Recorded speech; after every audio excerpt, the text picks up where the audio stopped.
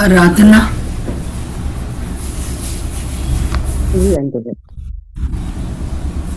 यीशु नाम सबसे ऊंचा, मेरा उद्धार, मेरी चट्टान,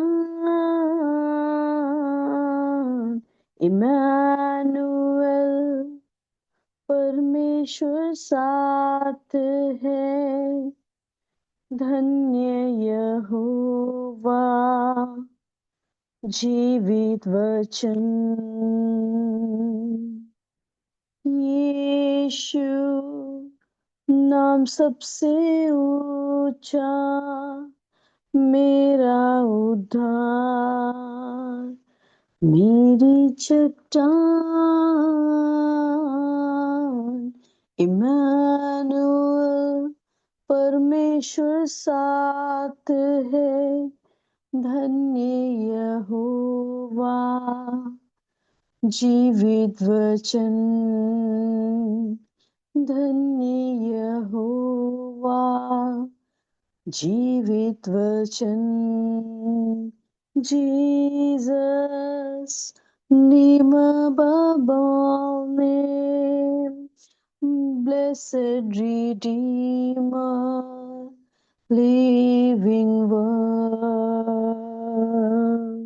यीशु नाम सबसे उत्तम, मेरा उद्धार, मेरी चट्टान,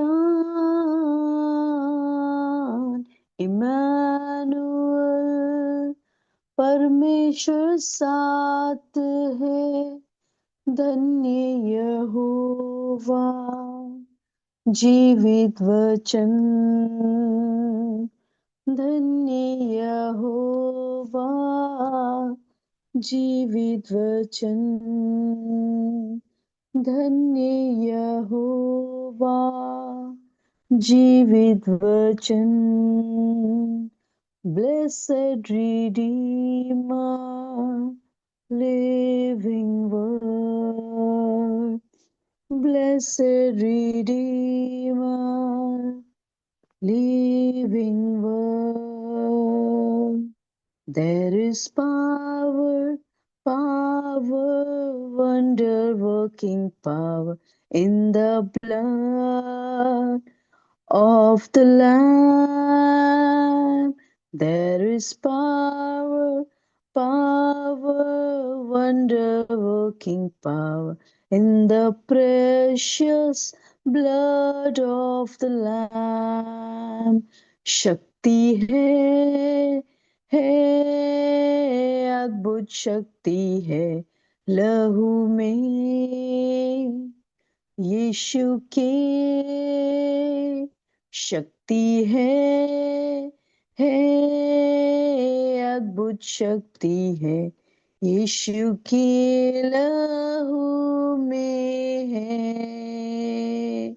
यीशु के लहू में है।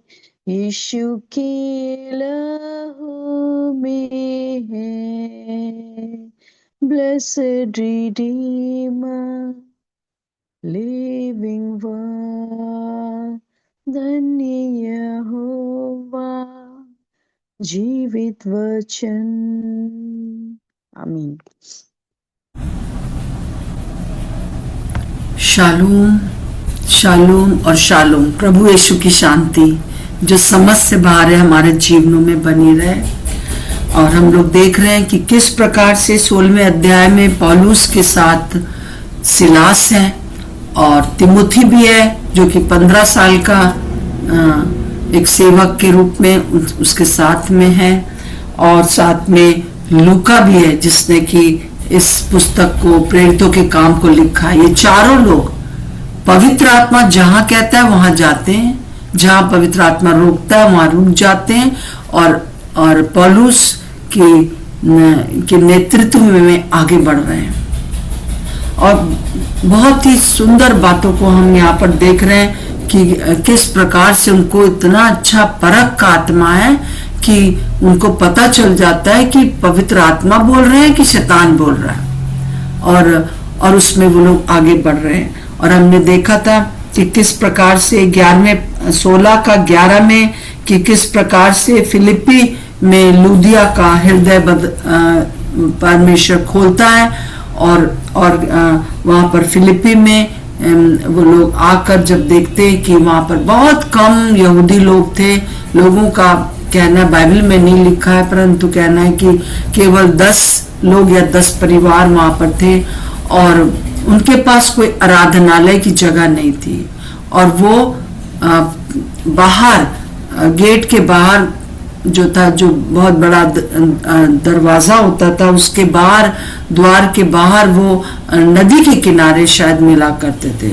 और वहां पर एक लूदिया नाम की स्त्री थी जो बहुत ही अमीर थी, धनी थी, बैंजनी वस्त्र बनाने वाली थी। उन दिनों में वहां पर बैंजनी वस्त्र बनाने का एक धंधा था जो सारे संसार में प्रसिद्ध था। और ये स्त्री यहूदनी नहीं थी, परंतु ये ऐसा लगता है कि यहूदियों के साथ प्रार्थना किया करती थी। और जैसे कि कर्नेलियस के लिए कहा जाता है कि वो एक भक्त था, ये भी एक भक्त थी, परंतु ये तो जानती थी कि परमेश्वर जो है वो जिसने सब कुछ बनाया वो एक है, परंतु वो यीशु मसीह के बारे में नहीं जानती थी। तो जब वो लोग नदी के किनारे बैठकर परमेश्वर का वचन सुनाने लगे, तो हम यहाँ पर देखते हैं कि 14 पद में लूदिया नामक थुआतीरा नगर की बैंजनी कपड़े बेचने वाली एक भक्त स्त्री सुन रही थी। प्रभु ने उसका मन खोला कि वो पौलुस की बातों पर चित्त लगाए। प्रभु ने उसका मन खोला कि वो चित्त लगाए। सच में इस समय हम लोग को प्रार्थना की जरूरत है, अपने लिए भी दूसरों के लिए भी, कि हमारा मन और दूसरे भी ऐसा मन प्रभु खोल दे कि हम अपना चित्त, अपना मन परमेश्वर के वचन की ओर लगा सके। और वहां पे लिखा है कि तब उसने अपने घराने समेत बपतिस्मा लिया। उन दिनों में तुरंत बपतिस्मा ले लेते थे लोग, और तुरंत बपतिस्मा दे दिया जाता था, क्योंकि इतना ज्यादा प्रभु का की उपस्थिति थी, काम था कि तुरंत लोग विश्वास करते थे पूरा। वो लोग किसी ऐसी चीज के पीछे नहीं भागते थे कि कुछ अब हम और सुने और कुछ हो तब बपतिस्मा ले, परंतु तुरंत बपतिस्मा लिया।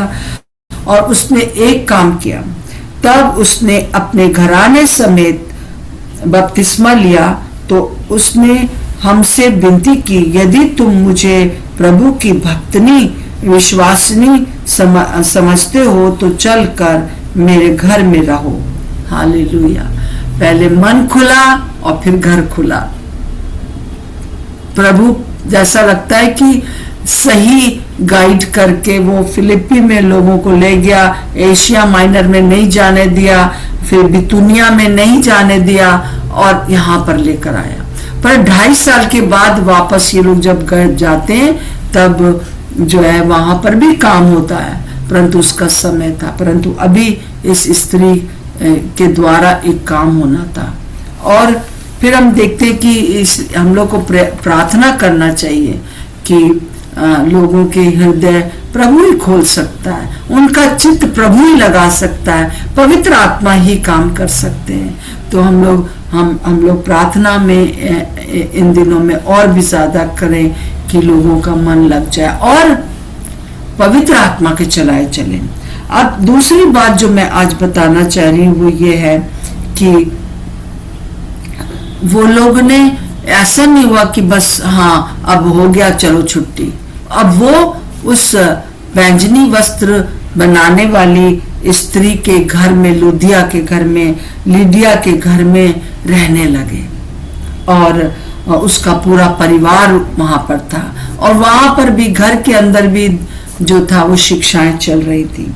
पर क्या होता है 16वें पद में, जब हम प्रार्थना करने की जगह जा रहे थे, मतलब ऐसा लगता है कि उन लोगों ने वही स्थान चुना था कि वो नदी के किनारे जाया करते थे, क्योंकि कोई हैकल नहीं थी, बहुत थोड़े से यहूदी लोग थे और यहूदियों के बीच में लोग जाके प्रचार करते थे। साथ साथ में लुदिया भी प्रभु के पास आई, और जब वो प्रार्थना के लिए जा रहे थे तो हमें एक दासी मिली जिसमें भावी कहलाने वाली आत्मा थी, और भावी कहने से अपने स्वामी के लिए बहुत कुछ कमा लेती थी। ये जो यहाँ पर भावी कहलाने वाली जो दासी का नाम लिखा है, ये एक वो जो शब्द है वो पाइथन या पौराणिक सर्प था वहाँ रोमियो के विश्वास के अनुसार, और वो उस लड़की के अंदर समाया हुआ था। और वो जो था उन दिनों के जो वो भावी कहती थी, वो वहाँ पर मैंने जो देखा उसके डिक्शनरी में, तो ये जो होता था, सर्प जो होता था, ये दुष्ट आत्मा जो थी वो किसी मनुष्य के अंदर समा जाती थी, और उस समय के उनके भविष्यवक्ताओं को जो था वो प्रोटेक्ट करती थी। और वही मतलब कि रोमियो के जो विश्वास था उनके भविष्यवक्ताओं को। अब यहाँ पर भी आकर वो जो पौलुस और सिलास है, और वहां पर भी आकर वो उनको देखती है, और वो क्या चिल्लाती है। हम देखते हैं कि 17वें पद में वो पौलुस और हमारे पीछे आकर मतलब लूका लिख रहा है, लूका साथ में, सिलास साथ में, छोटा तिमुथुस भी साथ में, और वो हमारे पीछे चिल्लाने लगी, ये मनुष्य परम प्रधान परमेश्वर के दास हैं जो हमें उद्धार का मार्ग की कथा सुनाते हैं। मतलब कितनी वैसी बात है कि वो इन लोगों को भी प्रोटेक्ट कर रही है, इन लोग का प्रचार कर रही है कि ये कौन है, वो क्योंकि वो पहचान रही है। और परंतु अगर कोई और होता तो वो कहता, अरे वाह, मेरे लिए दुष्ट आत्मा भी बता रही है। कई बार लोग बड़े खुश हो जाते हैं कि दुष्ट आत्मा भी कह रही है कि अरे आप क्यों आ गए यहाँ, आप जो है बहुत अच्छे हैं, और आप परम प्रधान परमेश्वर के दास हैं, और जो हमें उद्धार का मतलब बहुत बड़ी बात वो बोल रही है। वो बहुत दिन तक ऐसा ही करती रही, मतलब हर समय डिस्टर्ब करती थी। जैसे कि पौलुस कुछ बोल रहे हैं तो लोगों को सुना रहे सुसमाचार, क्योंकि ये बैंजनी वस्त्र जो स्त्री थी लुदिया, ये और लोगों को भी इकट्ठा कर रही होगी, है ना। जैसे कि हम देखते हैं कि लोग इकट्ठा हो जाते हैं जब इस प्रकार के काम होते हैं। तो वो जैसे वो जब बोलता था तो वो ये चिल्लाने लगती थी, तो लोग सचमुच में यीशु मसीह को सुनने के बजाय वो सब उसी को देखने लगते होंगे। वो कहते होंगे, अरे वाह, ये तो बहुत अच्छा बता रही है, ये सच में। और लोग जमा होते जा रहे थे, है ना। परंतु वो परमेश्वर का वचन नहीं सुन पा रहे थे, यीशु मसीह के क्रूस के बारे में सुन नहीं पा रहे थे, जिससे कि वो अपना चित्त परमेश्वर के वचन, क्योंकि वचन ही है जो बदलता है लोगों को। तो अब क्या हुआ कि वो परंतु पौलुस दुखी हुआ और मुड़कर, बहुत दिन तक जब वो करती रही तो पौलुस दुखी हो गया, क्या हमारे बारे में नहीं बताओ, ठीक है तुम हमारे बारे में, कोई और होता तो कहता अरे हमारे बारे में चर्चा कर रही तो करने दो, नहीं, क्योंकि वो डिस्टर्ब कर रही थी यीशु मसीह के बारे में बताने में। इसलिए जो था वो, काजल आप अपना म्यूट कर लीजिए प्लीज। और हम देखते हैं कि वो बोलती है कि मैं तुझे यीशु मसीह के नाम से आज्ञा देता हूं कि उसमें से निकल जा, और वो उसी घड़ी निकल गई। अब वो तो लोग कहेंगे कि अरे वो तो अच्छा काम कर रही थी, परंतु वो डिस्टर्ब कर रही थी, वो परमेश्वर के सेवकों के बारे में बता रही थी, परंतु यीशु मसीह के वचन को सुनने में बाधक थी।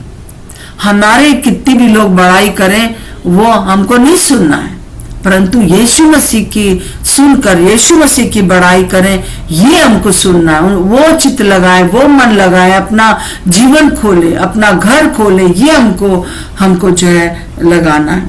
अब होता क्या कि जब वो जो स्वामी था, पहले तो वो खुश था कि चलो ठीक है, मेरे ये मतलब कि एक तरह से मेरा ही काम कर रही है, शैतान का ही काम कर रही है कि परमेश्वर के वचन को सुनने नहीं दे रही है।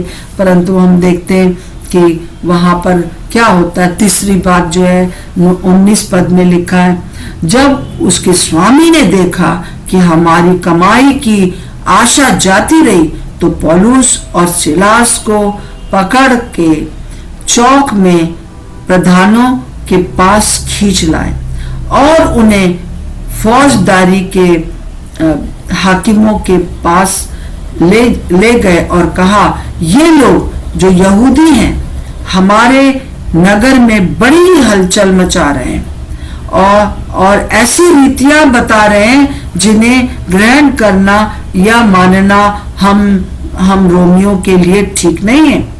जब भीड़ के लोग उनके विरोध में इकट्ठे होकर चढ़ आए और हाकिमों ने उनके कपड़े फाड़कर उतार डाले और उन्हें बेत मारने की आज्ञा दी, बहुत बेत लगाकर उन्होंने उन्हें बंदी गृह में डाल दिया और दरोगा को आज्ञा दी कि उन्हें चौकसी से रखे। उसने ऐसी आज्ञा पाकर उन्हें भीतर की कोठरी में रखा और उनके पांव काठ में ठोक दिए। अब यहाँ पर इल्जाम क्या लगाया जा रहा है उन लोगों को इस प्रकार के बातों से कि ये लोग धर्म परिवर्तन कर रहे हैं, वो रीतियां बता रहे हैं जो हमें नहीं सुनना है। अब वो ये नहीं कह रहा है कि मेरी कमाई चली गई इसकी वजह से, वो ये नहीं बता रहा है, पर वो ये कह रहा है ये ऐसी रीतियां बता रहे हैं, गलत जो है वो उनके ऊपर आरोप लगा रहे हैं। तो हम देखते हैं कई बार इस प्रकार से उनके साथ क्या व्यवहार किया उन लोगों ने, बेत लगाए और बंदी गृह में भीतर की कोठरी में अंधेरे में डाल दिया।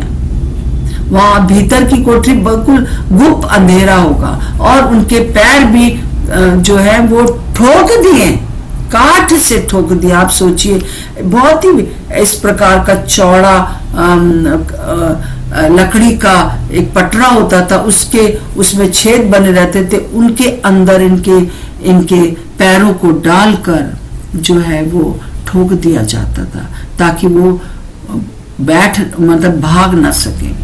इतना ज्यादा पहरा लगा दिया और उनके लहू बह रहा होगा, उनको दर्द हो रहा होगा, उनको परिस्थितियां ऐसी होंगी कि अरे यार हम लोग तो यहाँ पे अच्छी बात करने आए थे और कुछ बुरा नहीं कर रहे थे, इन लोगों ने हमको ऐसा कर दिया।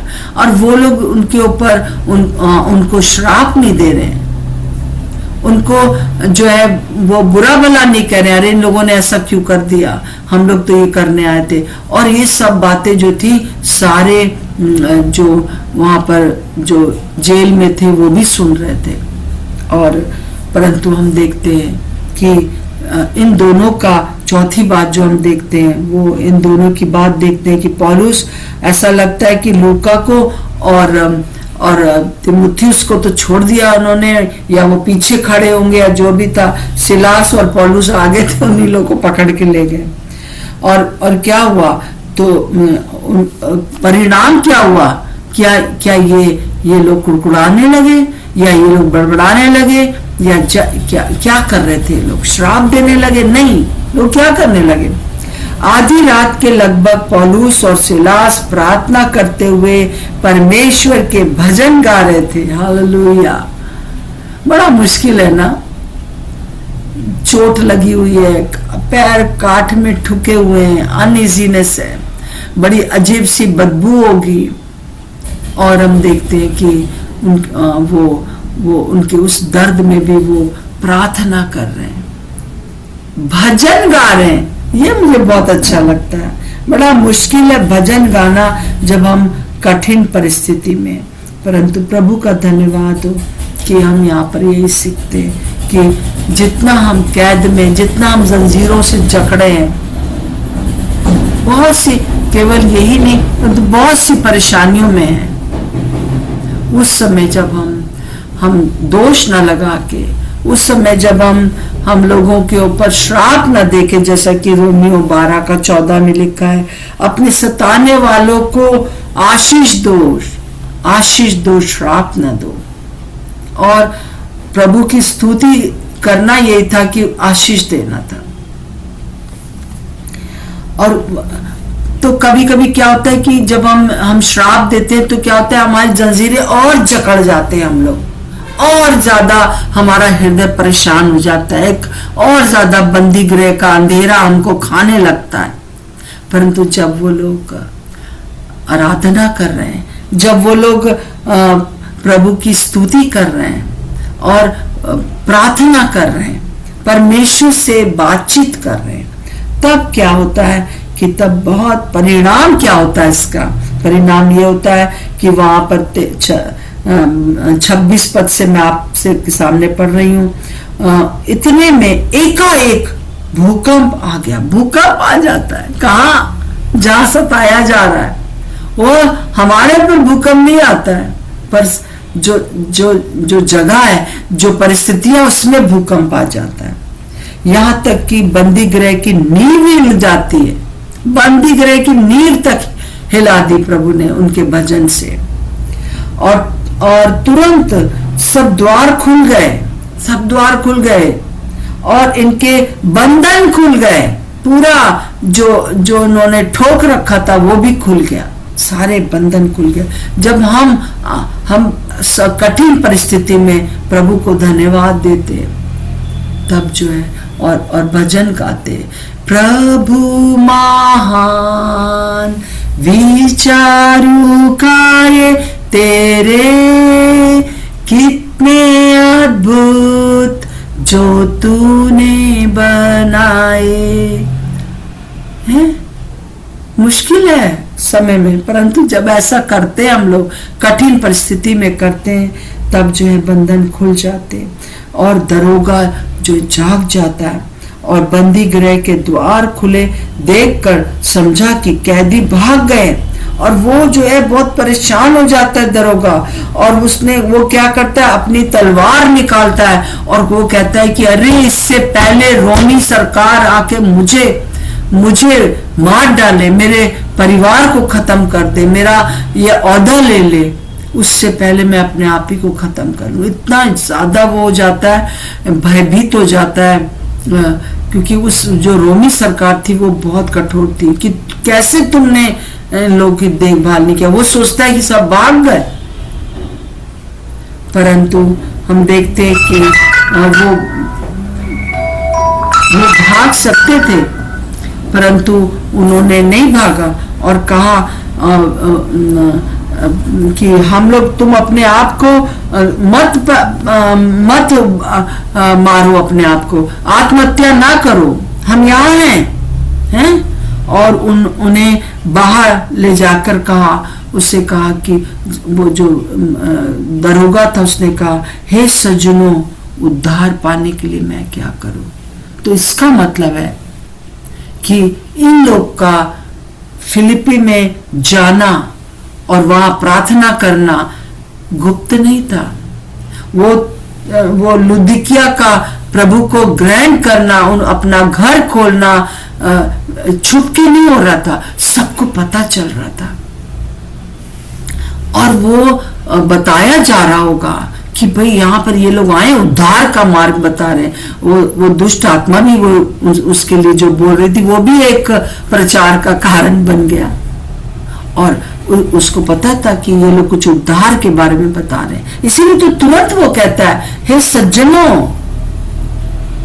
वो जो कि थोड़ी देर पहले मार पीट के उसको अंदर बंद कर रहा था, वो उनके सामने, क्योंकि उन्होंने आराधना करी, उन्होंने प्रार्थना की। मेरे प्रियो, एक ही तरीका है सारे बंधनों से बाहर आने का और सुसमाचार सुनाने का ऐसे टाइम पर, है ना, कि हम क्या करें। तब उन्होंने कहा, प्रभु यीशु मसीह पर विश्वास कर तो तू और तेरा घराना उद्धार पाएगा। हालेलुया, तू और तेरा घराना उद्धार पाएगा। आज प्रभु हमसे भी यही कह रहा है कि यदि हम विश्वास करें तो मैं और मेरा घराना उद्धार पाएगा। और ये बात सच है। और इस वचन को हम लोग भी दावा कर सकते हैं कि प्रभु हमने आपको ग्रहण किया, अब हमारा घराना, हमारा ये व्यक्ति वो व्यक्ति का मन खुले और वो प्रभु को ग्रहण करें और जाने, उनका चित्त लग जाए आपके ऊपर। और रात को ही उसी घड़ी उन्होंने क्या किया? बपतिस्मा लिया। विश्वास किया और बपतिस्मा लिया एक रात के अंदर नहीं हो सकता है। ये प्रीवियसली सब कुछ चल रहा था। जब पौलुस और सिलास और तीमुथियुस और लूका जब इस बात को लेकर कहीं और जाना चाहते थे, परंतु प्रभु ने उनको फिलिप्पी की ओर मोड़ा। उस समय से पवित्र आत्मा काम कर रहे थे, पवित्र आत्मा ही तो सब कर रहे थे। और जब मुश्किल आई पवित्र आत्मा की सुनकर, तब भी वो लोग आराधना कर रहे थे। प्रभु, हम आपके ऊपर दोष नहीं लगाएंगे कि आप क्यों नहीं हमको एशिया जाने दिया, क्यों हमको इस बेकार की जगह पर ले आए, जहाँ ना कोई यहूदी है ना कोई और लोग हैं, है ना। परंतु ये सुसमाचार जो था वो पहले पहुंच चुका था, इसीलिए वो लोग ने उद्धार पाया और आराधना किया। अब पांचवी बात जो है हम देखते हैं कि यहाँ पर जब दूसरा दिन 35 वर्ष में जब दिन हुआ, तब हाकिमों ने सिपाहियों के साथ कहला भेजा कि उन मनुष्यों को छोड़ दो ना। जो हाकिम थे उन्होंने कहा छोड़ दो, वो भी मुलायम हो गए, है ना। वहां पर भी उन्होंने कहा कि ठीक है हमने मारा पीटा है, परंतु उनका भी छोड़ने कहा गया। दरोगा ने ये बातें पौलुस से कही, हाकिमों ने उन्हें छोड़ देने की आज्ञा दे दी है, इसलिए अब निकलकर कुशल से चले जाओ। परंतु पौलुस ने उनसे कहा, उन्होंने हमें जो रोमी मनुष्य है, वो क्योंकि पौलुस जो था वो रोमी का उसको रोमन का वो मिला हुआ था, क्योंकि वो पहले शाऊल जब था तो तब वो रोमियो की जो सिटीजनशिप थी उसके पास थी। तो दोषी ठहराए बिना लोगों के सामने मारा और बंदी गृह में डाला। अब क्या हमें चुपके से निकाल रहे हैं? ऐसा नहीं हो, परंतु वे स्वयं आकर हमें बाहर निकाले। अब यहाँ पर कई लोग सोचेंगे कि पौलुस घमंडी था। नहीं, ये भी एक सुसमाचार सुनाने का तरीका था। वो घमंडी नहीं था, परंतु वो सुसमाचार सुनाने, ताकि वो सारे सिपाहियों में भी प्रभु का काम हो जाए। और वहां पर फिलिप्पी में हम देखते हैं कि बहुत ज्यादा उस समय रिवाइवल आई। और 38 वर्ष में लिखा, सिपाहियों ने ये बातें हाकिमों से कही और वे ये सुनकर कि वे रोमी डर गए, क्योंकि उन दिनों में रोमियों को बिना जो है वाद मतलब बिना किसी दोष में लगाए जो था वो लोग इस तरह से नहीं कर सकते थे। ये हाकिम जितने भी जेलर से लेकर ऊपर तक सब जो थे वो बाहर किए जा सकते थे। उनको मौत की भी सजा हो सकती थी कि तुमने एक रोमी के ऊपर हाथ कैसे डाला। और इसका फायदा जो था पौलुस ने उठाया, इसलिए नहीं कि वो घमंडी था कि आके हमको निकालो, तुमने कैसे निकाला, परंतु इसलिए ताकि वो सुसमाचार बड़े हाकिमों तक भी पहुंच सके। और सबके पास ये सुसमाचार पहुंच गया और आकर उन्हें मनाया और बाहर ले जाकर विनती की कि नगर से चले जाओ। बस इतना करो भैया कि इस नगर से चले जाओ। और वो लोग ने वहां पर भी उन लोग के बीच में भी सुसमाचार सुनाया। जो लोग हमारा विरोध करते, जो लोग हमको हमारे पर झूठा इल्जाम लगाते, वो लोग भी झुक जाते।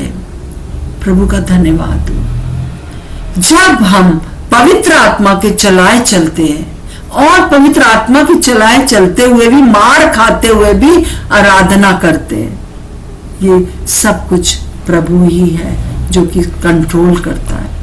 और हम लोग सचमुच में, आखिरी बात जो मैं आपसे कहना चाहती हूँ, छठी बात है, और वो है, वे बंदी गृह से निकलकर लूदिया के यहाँ आए और भाइयों से भेंट करके उन्हें शांति दी। अब क्या हुआ, लूदिया के यहाँ वापस आए, एक विश्राम जगह थी, वहां उन लोगों ने जो है अच्छे से रहे होंगे, और फिर उसके बाद दूसरे जो भाई थे, वो जो प्रभु के पास आ गए थे, ये स्त्री, जो उसके घर के लोग, वो लोग परेशान हो रहे होंगे कि अब क्या होगा, सबको ले जाएंगे, पर उन्होंने शांति दिया। उन्होंने कहा नहीं, कुछ कोई नहीं करेगा। और मुझे कभी कभी ये भी लगता है कि पौलुस को जो है, इसलिए पौलुस ने ये सब किया कि उन लोगों को बुलाओ, रोमियो को कैसे उन्होंने वो किया, ताकि जो यहाँ पर विश्वासी लोग हैं, किसी की हिम्मत ना हो कि वो उनको छू सके। ये सब कुछ विजडम, ताकि प्रचार और हो सके। प्रार्थना करें कि ये जो हमारे देश में, ये पूरे संसार में एक्चुअली में, ये जो विश्वासियों को सताने वाली बात आ रही है, चर्च का की सताव है, वो कम हो जाए। कुछ ऐसा हम लोग करें, कुछ प्रार्थना भी करें, ताकि अन्य लोग शहर के प्रार्थना सुन सके। अब पौलुस, सिलास और लूका और तिमुथियुस वहां से चले गए, परंतु वहां पे जो बोग है ना, जो हियाव आ गया उन लोगों को कि अरे कोई हमको हमें भी यही करना, एक बड़ा अच्छा उदाहरण दे गए। प्रभु का धन्यवाद हो। आइए हम बहुत सी चीजों को लेकर प्रार्थना करें। पहली प्रार्थना करें कि प्रभु लोगों के मन खुले, उनके घर खुले।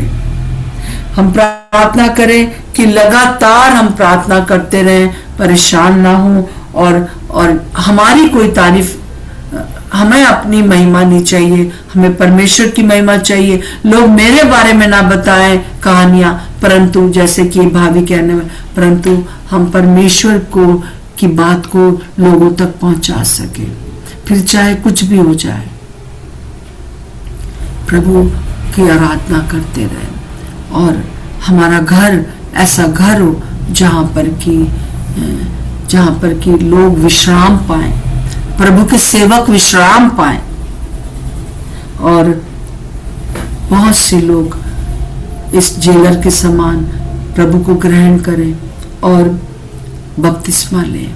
आइए प्रार्थना करेंगे। मैं चाहती हूँ कि कोई भी एक जन जिसके मन में आ रहा है, सारी बातों के लिए आप प्रार्थना कर सकते हैं, वरना आराधना आप कर दीजिएगा, क्योंकि कई बार मैं दूसरे का नाम लेती हूँ तो वो तैयार नहीं होते। आराधना। प्रभु यीशु मसीह, हम आपके पास आते हैं और आपके इन वचनों के लिए हम आपको धन्यवाद देते हैं प्रभु। और जिस प्रकार आपने तुआतीरा की लुदिया का मन खोला कि वो पौलुस की बातों पर चित लगाए, आज हम आपसे प्रार्थना करते हैं प्रभु, आप हमारे मनों को, और हम जितने लोग जुड़े हैं प्रभु, और हमसे जो लोग जुड़े, उनके मनों को आप खोलें प्रभु इस समय, और कि ताकि आपकी बातों पर और मन लगा सकें परमेश्वर, सुन सकें, ग्रहण कर सकें प्रभु जी। हाँ प्रभु, हम आपसे प्रार्थना करते हैं कि आप लोगों के मनों को सच में खोलिए पवित्र आत्मा, कि आपकी बातों को और ज्यादा मनन किया जा सके और उसको पाला जा सके प्रभु जी। प्रभु इसी तरह से हम प्रार्थना करते हैं जैसे कि पौलुस ने, और उसने अपनी महिमा नहीं चाही, परंतु उसने उस स्त्री को डांटा, और क्योंकि वो आपकी महिमा नहीं कर रही थी। आज हम आपसे प्रार्थना करते हैं, आपके जितने सेवक हैं और जो हम लोग जो किसी भी प्रकार से किसी भी मिनिस्ट्री में इन्वॉल्व हैं, प्रभु होने दीजिए कि हमारे अंदर ऐसा मन रहे कि हमें अपनी महिमा नहीं चाहिए, हमें किसी प्रकार से ये नहीं चाहिए कि लोग हमारे बारे में क्या बोलते हैं या हमें हाईलाइट करते हैं कि नहीं, परंतु प्रभु आपको महिमा दें, आपको ऊंचे पे उठाएं, आपका नाम महिमा पाए परमेश्वर। ऐसा हृदय प्रभु जी आप कलीसिया में और हम में से हर एक को आप दीजिए। हमारे प्रभु जो आपके सेवक सेवक लोग हैं उनके जीवनों में ये आत्मा कार्य कर सके प्रभु, हम आपसे प्रार्थना करते हैं प्रभु। जिस प्रकार से बंदी गृह में भी प्रभु यीशु मसीह प्रभु आपके चेलों ने आपकी आराधना की, ऐसे कठिन समय में प्रभु उन्होंने आपकी आराधना की। आज हम सब मिलकर आपसे प्रार्थना करते हैं प्रभु कि प्रभु चाहे कितना भी कठिन समय हमारे जीवनों में आए, प्रभु के सेवकों के जीवनों में आए, परंतु उनकी आंखें प्रभु आपके ऊपर लगी रहे। प्रभु आज हम आपसे प्रार्थना करते हैं, आप याव दें। इवन ऐसे बहुत सारे सेवक हैं जो बंदी गृह में हैं प्रभु जी, और बहुत तरीके से सताए जा रहे हैं। आज हम सब मिलकर उनके लिए प्रार्थना करते हैं कि प्रभु उनकी आंखें आपकी ओर लगी रहें और आप उन्हें याव दें, उनके मन आनंदित रहें और प्रभु वो कठिन परिस्थितियों में भी आपकी आराधना कर सकें प्रभु, ताकि प्रभु आपका छुटकारा उनके आसपास के लोगों के जीवनों में आए, जैसे उस जेलर के जीवन में आया प्रभु यीशु मसीह। हाँ प्रभु यीशु मसीह, हम आपसे ये प्रार्थना करते हैं आज प्रभु, हम में से हर एक के जीवन में चाहे कोई भी परिस्थिति क्यों ना हो प्रभु, आप हमें ऐसा मन और ऐसा हियाव दीजिए होली स्पिरिट कि हम बस आपकी आराधना करें और हम अपने आस पास ना देखें, क्योंकि हम जानते हैं प्रभु कि जब हम आपकी ओर देखते हैं तो आप छुटकारे को बेचते हैं परमेश्वर। हम आपको धन्यवाद देते हैं प्रभु, धन्यवाद देते हैं परमेश्वर सारी बातों के लिए, और आपको सारा आदर और महिमा देते हैं प्रभु यीशु मसीह, हम आपके नाम से मांगते हैं, आमीन आमीन आमीन। प्रभु का धन्यवाद हो। और मैं रिमाइंड कराना चाहती हूँ कि आज शाम को ट्यूसडे है और आज शाम को 6 बजे से 7 बजे तक जो बाइबल स्टडी होगी उसमें भी आप भाग ले सकते हैं। प्रभु आप लोग को बहुत आशीष दे। आराधना प्रार्थना करते रहिए, कोई भी परिस्थितियां हैं वो सब कुछ खत्म हो जाएंगी। सबको जय मसीह की, जय मसीह की सबको, जय मसीह की, जय मसीह की। थैंक यू, जय मसीह की, जय मसीह की, जय मसीह की, जय मसीह की, जय मसीह की सब। प्रभु आप लोग को बहुत आशीष दे। शालोम शालोम और शालोम।